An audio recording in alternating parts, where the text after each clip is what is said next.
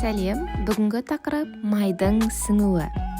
Асты сіңірерде қоректік заттар ішек қуысынан, оның қабырғасындағы эпителийден бүр тамырларына өтеді.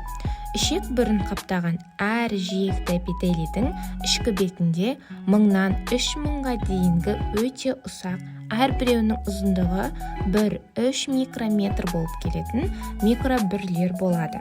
Микробүрлер арасында микроканалдар болады.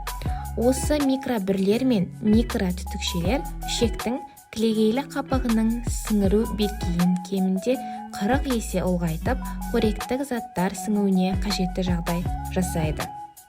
Май ішекте өттің әсерінен ұсақ бөлшектерге бөлінеді де эмульсияға айналады.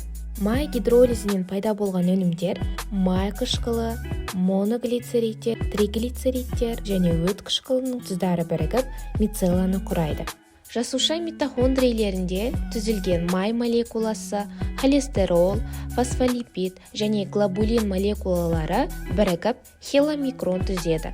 Хеломикрон өте нәзік мембранамен қоршалады да, осы кейінде эпителиоциттің астыңғы беті арқылы лимфаға, одан қанға өтіп, денеге жайылады.